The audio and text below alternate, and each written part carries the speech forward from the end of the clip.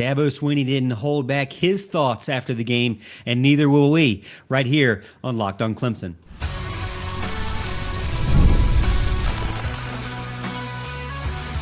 You are Locked on Clemson, your daily podcast on the Clemson Tigers. Part of the Locked on Podcast Network, your team every day. What's up, Tiger fans? Morgan Thomas here, Clemson fan, Clemson grad, host and producer of Locked on Clemson, part-time host and producer over on 105.5 FM, The Roar, the flagship station for Clemson athletics. I'll be there tonight, 7 p.m. to 9 p.m., so check that out. Thank you so much for making Locked on Clemson your first listen of the day. We're part of the Locked on Podcast Network, your team every day.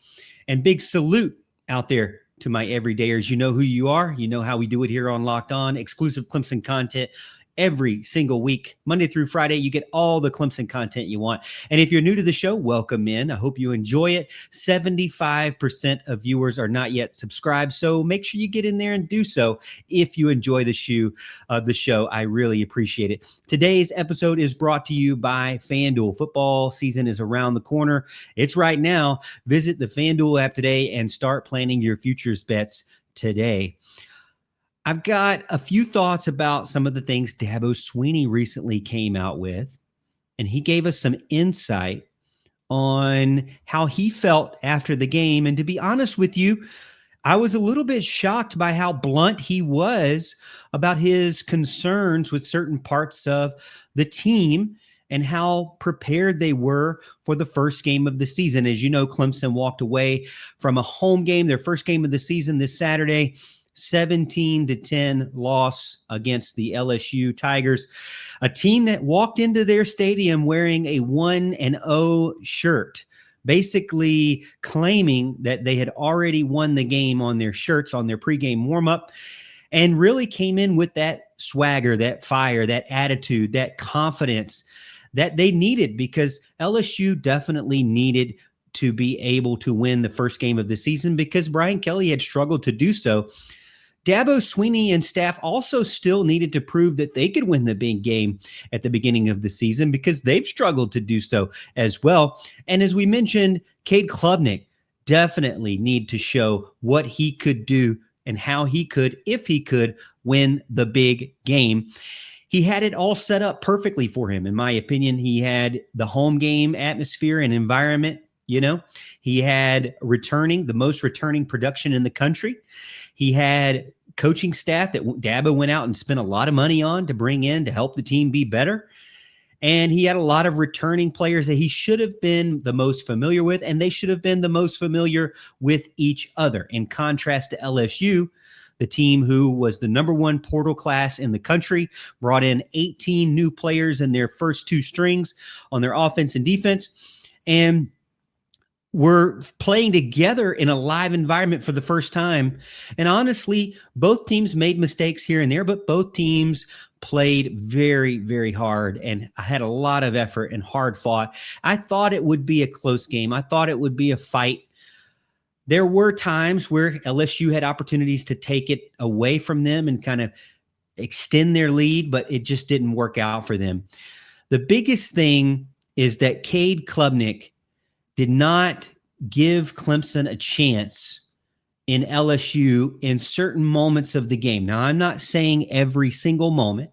I'm not saying Cade Klubnik was terrible, but the challenge that Clemson has now is to figure out how to get that consistency from Cade Klubnik more often than not. He seems to have struggled in the pocket against LSU, and we saw that in many times last season against the most difficult opponents, where his pocket presence really wasn't there. And in those big games right now, Cade Klubnik needs a little more help.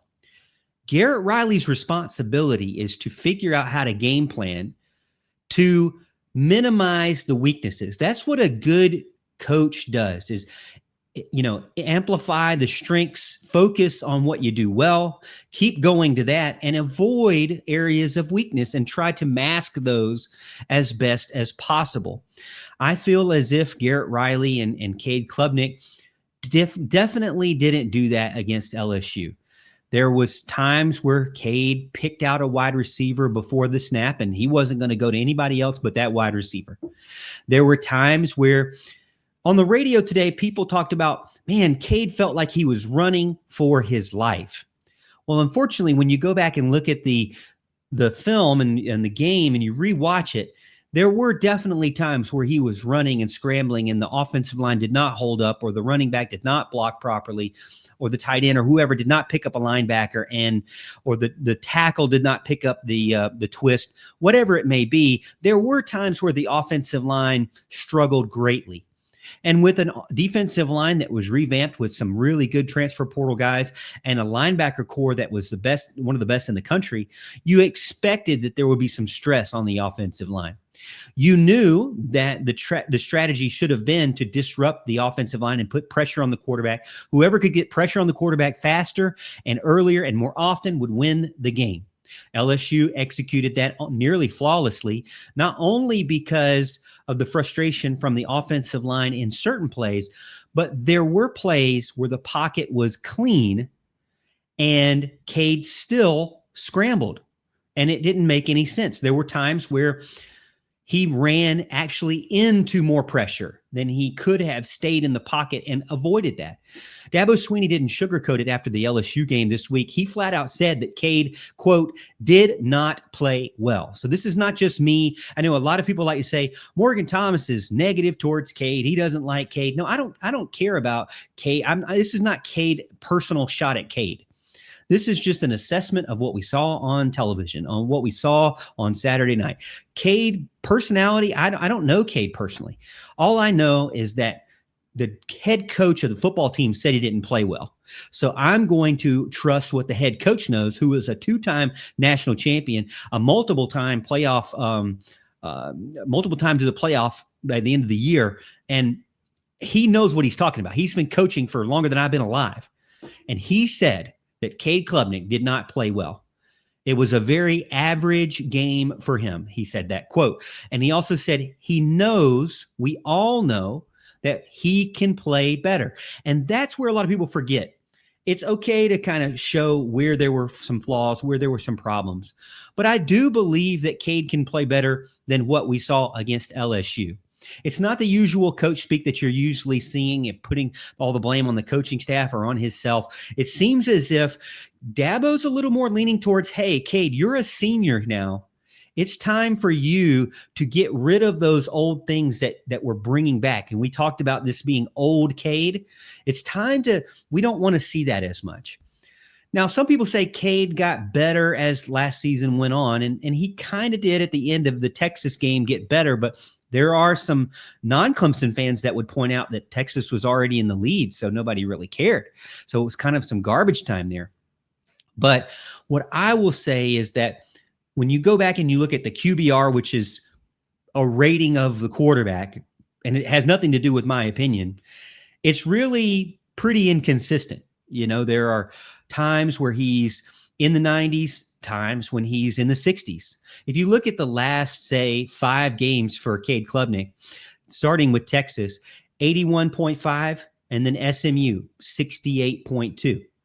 All right. So if you're grading this is grading on a scale like 100. So, you know, he had a B and then a D and then an 89.1. That's another B. And then a 95 against the Citadel. That's an A, but that is also the Citadel. And then a 62 against Pitt, a 63 against Virginia Tech, a 45 against Louisville, a 74 against Virginia, and then a 90 against Wake Forest, 88 against Florida State. So as you can tell, there's not a proof from QBR standpoint, which is, you know, an unbiased metric there, that he is up and down more often than not. It's Garrett Riley's responsibility and goal to figure out how you can be more consistent with Cade. That's going to be the challenge. And it matters because Clemson's ceiling rides on how well Cade can play for the rest of the season. Clemson has a good defense. They held their own. Clemson has some talented players, but it all starts and ends through Cade Klubnik. We believe that he can be better, but he needs to be more consistent. And the biggest goal and the biggest person behind that has to be and should be Garrett Riley in game planning, in scheming, in calming him down, and also being honest with him up front that, hey, this is what's expected from you at this point as a senior, as a quarterback. We'll continue this discussion about the challenges for the rest of the season with Clemson and what they can do to overcome those right here on Locked On Clemson. When the opening whistle blows on a new repair, get your crew moving forward with Supply House. Order today and see parts on your doorstep tomorrow.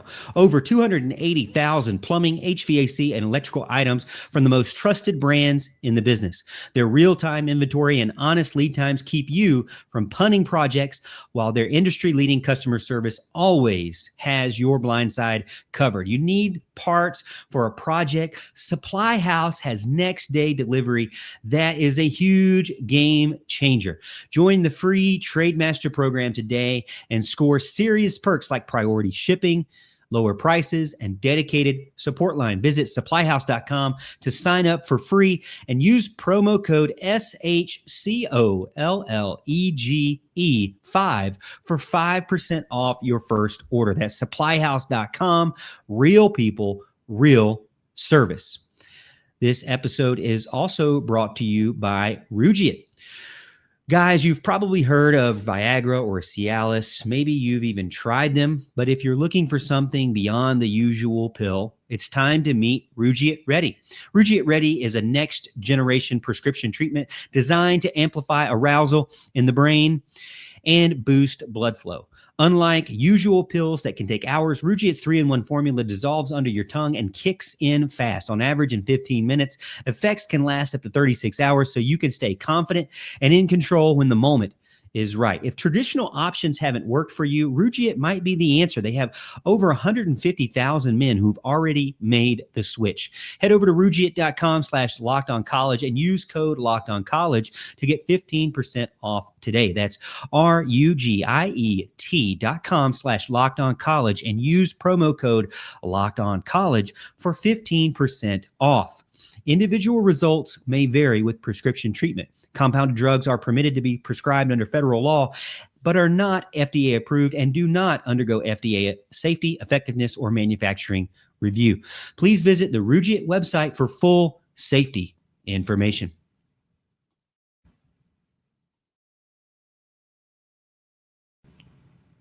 We have an important request. Locked On wants to hear from you. We've put together a survey to learn more about our listeners and make your favorite podcast even better.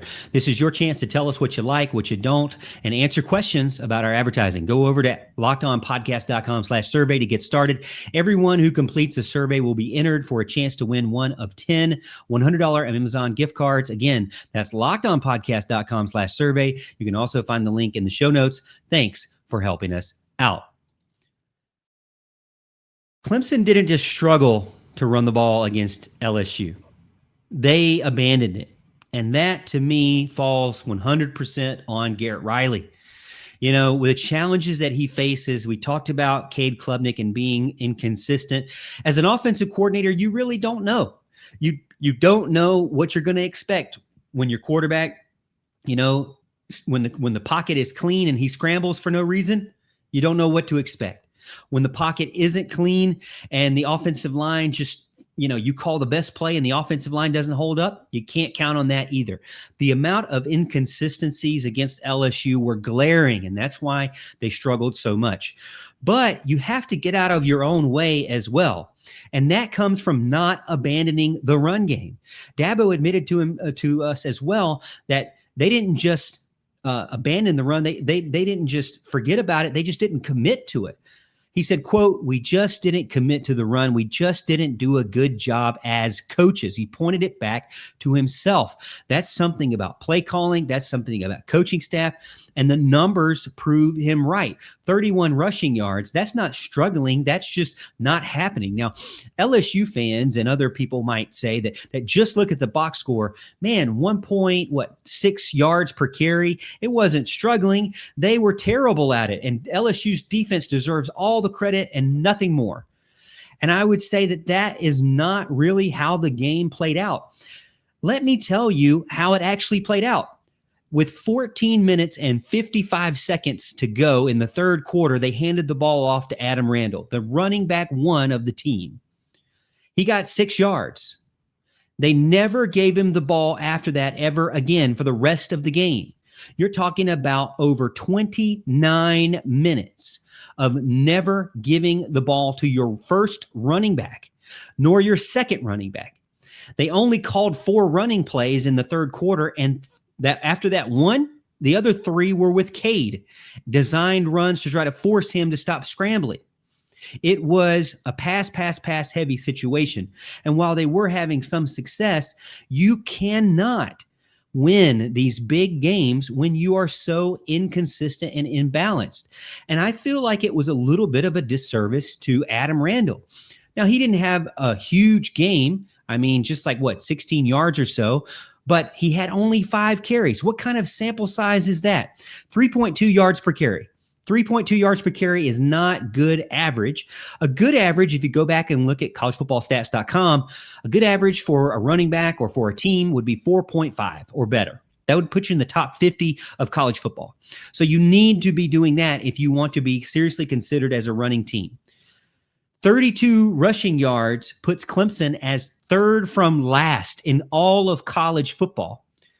Now, there were teams that didn't run as well, but man, Clemson was one of the worst rushing teams in the country after week 1. And that is unacceptable. You can't just abandon the run game and not run all of the fourth quarter and only run 4 times in the third quarter and completely ignore your running backs. Adam Randall might be a converted wide receiver, and everybody will say, Morgan, this is the experiment gone wrong. This is the problem that was happened. This is what we should have expected. Would you want to hear me out if I said Adam Randall was responsible for 2 first downs, 2 out of 13 first downs? Would you want to believe me in that case? More than 10% of the first downs came from Adam Randall. He got a first down on a 7-yard rushing play that was actually a start of a string of really good passing plays, like 4 or 5 passing plays after that, because he started with a first down conversion in the running game. Also, in a critical third down moment, he caught a pass for 11 yards and converted a third down into a first down, receiving the ball, which is what we knew he was going to do out of the backfield. That's why they put him there. So when called upon, he delivered in those 2 scenarios. Well, that's, at least 20-something% of his touches that he got. And then who was the one person that scored a touchdown? And it wasn't an easy touchdown. He got stood up at the goal line, but continued to fight for extra effort, for more yardage, and keep his feet moving so they didn't call him down, and scored the only touchdown for your team. To me, an offensive coordinator that sees that in real time and then decides to not use that player for 29 minutes, almost over 29 minutes in the second half, is unacceptable. And I think that one of the things that is good is that it can be correctable. Now, the national average is about 55% run, 45% pass. Even in air raid offenses, it doesn't dip down much more. You're talking maybe like 15% more. So 60% pass, 40% run. So even in those scenarios, and we were sold a bill of goods that this was a dirt raid offense. So you could say air raid, which is 60-40, what would be dirt raid? 50-50? I mean, we've got to hold this coaching staff accountable, and they've got to hold themselves accountable to the fact that they did not deliver the bill of goods that they sold us at the preseason and when they hired Garrett Riley. Now, can Garrett Riley fix this? The good thing is that this one, to me, is the most obvious. Fixing a senior quarterback that goes back to old bad habits, that's pretty hard to do. Fixing an offensive line that's filled with multiple year starters, that's also extremely hard to do. But fixing the fact that you didn't run the ball for 29 minutes of the second half, that is definitely fixable.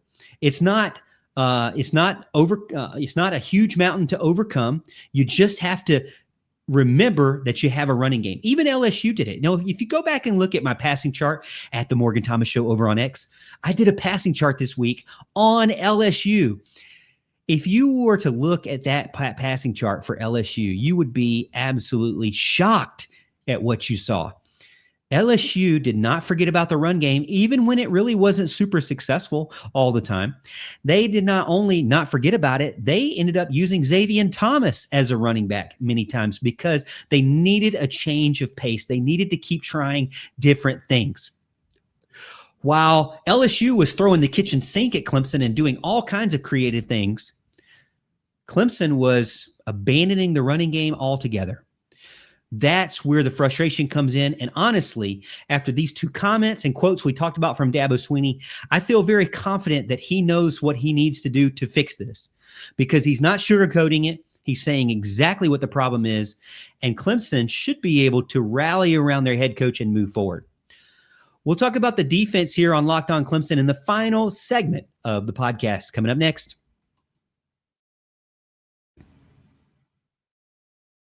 The NFL season is almost here, and FanDuel is making sure you're ready for kickoff with a can't-miss offer. Right now, new customers can bet just $5, and if your bet wins, you'll get $300 in bonus bets to use across the app. This is the best I've seen since I've been here on Locked On. This is a great deal. You have to be a part of it, and it makes games more intense, more exciting, more stressful in some cases, but it's definitely something that keeps you coming back for more, whether you're watching your favorite team or just trying to keep an eye on some of your fantasy lineups or maybe some things that you felt like were a good play. FanDuel makes it quick and easy, and it's the best way to add a little bit more energy on Saturdays, Sundays, and during the week for baseball as well. So are you ready to play? Go check out the FanDuel app today. The app is super easy to use, and the payouts are super quick. Go over to FanDuel.com and get started. That's FanDuel.com. Place your first $5 bet today. This show is also brought to you by Game Time. Game Time, college football is back, and Game Time is here to help you get the tickets you need at the prices that you deserve. I couldn't be more excited about this. The tailgates, the rivalries, the energy in the stands, there's nothing like it. But let's be real. Actually getting tickets, especially that LSU game, can feel more like a battle than the game itself. Endless queues, hidden fees, staying at the checkout forever, prices jumping up. That's why I use Game Time, the app that gives the advantage back to the fans. It's the easiest way to score last-minute tickets at the best prices with no surprise fees. What you see is what you pay. I love Game Time app because it's simple and you got the zone deals. You know, that's my favorite thing. You go into the zone, you see exactly what you can do in that area because you know you like that area, and it gives you exactly the seats that you can get at the best prices possible. So take the guesswork out of buying college football tickets with Game Time. Download the Game Time app, create an account, use code LOCKEDONCollege for $20 off your first purchase. Terms apply. Again, that's promo code LOCKOD or LOCKEDONCOLLEGE for $20 off. That's Locked On College for $20 off. Swipe, tap, ticket, go. Download Game Time today.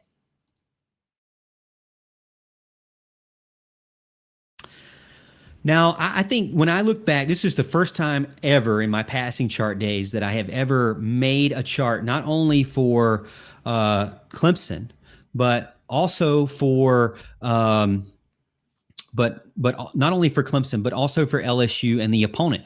You know, I've never done something for Garrett Nussmeier or anybody else. Really, I might have done one. I take that back. I might have done one for Lenore Sellers one time, but I really wanted to see what was the big difference between Clemson and LSU from an LSU standpoint, because I do feel like the LSU has a ton of talent. It seemed like they threw the kitchen sink at Clemson's defense.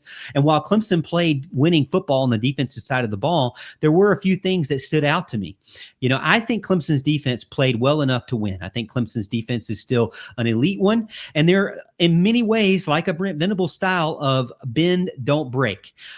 they were able to keep it extremely close. And as Dabo said, as poor as some of the key players on the team played, it still came down to the last play or the last drive. Cade Klubnik and Clemson had an opportunity to at least tie the game. And for all those struggles on offense, Clemson's defense held it as close as possible and kept up their end of the bargain. They forced 2 fumbles, they forced a missed field goal, and they played extremely tight the entire game. They were bend, don't break. There were times where Caleb Durham had some big plays. There were times where Xavier Thomas had some big plays. There were times where Aaron Anderson had some big plays. LSU is a team that I believe will score 30 more points or more points a game. And I believe that LSU will also probably score, this honestly, 30 more points a game is last season for LSU. This season, they could, with the talent that they have, they could be, once they start clicking on all cylinders, this was just the first game of the season, they could be more than 35, 36, 37. I don't necessarily want to say 40 because that is very difficult in this year, in this age of college football. But LSU, what my main point is that they are a very potent and talented offense.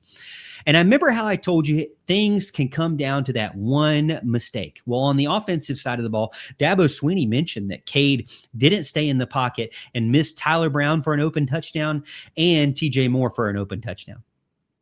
So that's from Dabo Sweeney. Now, on the defensive side of the ball, I went back and watched the game. And you know what? The one thing that I would say was the big defensive mistake, and it's not the Ronan Hannafin missed tackle late in the game. It's not Wade Woodaz, his 2 missed tackles that I recorded either. It's not the missed tackles. And they really didn't have a ton of those, but there were some here and there. But they were still bend, don't break, even when that happened. You want to know where I think the big mistake on the defensive side of the ball was? It was the penalty. Now, the penalty later on in the game when they actually scored, and it started with Ashton Hampton. Ashton Hampton got flagged for a pass interference, and it was obviously clear. It wasn't as clear in the stadium, but when you watch it back, he was grabbing a hold of the player's jersey, tugging at it the entire time before the ball got there. You do that. It was over the middle of the field as well on the right hash. There's a referee back there. He's going to see that and flag that all day. And honestly, Ashton Hampton is a rough cornerback. He's going to be handsy. He's going to grab all over you. And you just gotta hope that he's not going to get a pass interference. But I'm okay with that because that's the cornerbacks of old for Clemson. That's what we want. We want super aggression from the cornerback room. That's what you expect from a Mike Reed cornerback. That's what we've seen from these legendary cornerbacks that we've had over the years with Clemson. So I'm perfectly fine with that. Unfortunately, though, that did cause a pass interference that kept the play going, was an incompletion for a 3rd down, but continued the drive. And go figure, it lumped together with another penalty that to me was the big one. Both of them together were huge, and I would say was the biggest mistake on defense. But the other one was TJ Parker running in to Garrett Nussmeier after the play was over with. He was flagged for roughing the passer almost like 2 plays later after Ashton Hampton was flagged for the pass interference. When you go back and look at that in the game, it looked like no big deal, like Garrett Nussmeier maybe just fell over. But when you look at the replay, it does seem like TJ Parker hit him just to hit him for sake of hitting him. And he did fall down and he was limping a little bit after that and got the roughing the passer. And guess what happened immediately after that? So you had 2 big chunk plays based on penalties, and that put them in red zone. And you remember what I said about my biggest concern was that 6'7" monster in the red zone. Well, that's what they dialed up. And to me, to be honest with you, if you've watched this show, listened to this show, you should not have been shocked and awe. Maybe everybody else around you were like, dang, wow, this tight end, where did he come from? Hopefully you looked to your left and right and said, I knew about Trey'Dez Green because I listened to Morgan Thomas on the Locked On Clemson podcast. And Morgan listens to the fans, and the LSU fans told him, hey, Trey'Dez Green's going to eat your lunch. And while he didn't have the best overall game, he did score the winning touchdown, ultimately the go-ahead touchdown, if you will. And it was one-on-one in the red zone against Avion Terrell, the best cornerback, but he's just too tall. He's just too tall. There was nothing you could do against him at all. And so that could seem like a flaw there, that putting them in that situation of one-on-one, but really it built up to the mistake before that, which was those 2 key penalties. I do believe the defense was doing a great job at bend, don't break, until they got to that point where they gave them just free, 30 something yards, and you cannot do that. That hurt them, that put them ahead. Who knows if those things may not have happened? Well, you would have been in a situation where the game would have been tied late in the game and Cade wouldn't have needed a touchdown. And all of that pressure on Cade wouldn't have been necessary. And then you could put the pressure on Nolan Hoosier and the kicker and hopefully get a wink out of him and a win. You could have snuck away with a win if that were possible. Now, there's all these woulda, coulda, shouldas. I know LSU fans are going to remind me there's plenty of woulda, shoulda, couldas on the LSU side of the game. At the end of the day, what my hope is for both of these teams is that LSU is actually what we think they are, an extremely talented team that didn't play their best game but walked away with a win and is going to get better as the season goes on and be one of the best teams in the country. We could see them in the playoffs by the end of the season if they stay healthy. We're going to see Garrett Nussmeier be talked about as one of the best quarterbacks in the country. And, rightfully so. He did what he needed to do, and the offensive coordinator put him in situations to be successful. Clemson has to rebound here and reset with Troy and move that forward. I believe they can do so. There's a few things that I do believe are a little bit old dog, new trick, and maybe you just try to limit those things from happening. But then there's a few things where I do think Clemson can fix and can get better with and can improve as the season goes on. Remember, as all the frustrations as we have, and it's still kind of a venting session here on a Tuesday, there's still 11 more games to go, 11 more times to see your favorite team play, whether it's LSU or Clemson, and a ton of more home games for you to enjoy with your family. And as we've seen, never count out a team that has talent and has a coaching staff that's been in the postseason before. They somehow can figure things out and get it all together. If anybody can figure it out, it's one of the best coaches in the country, and that is Dabo Sweeney.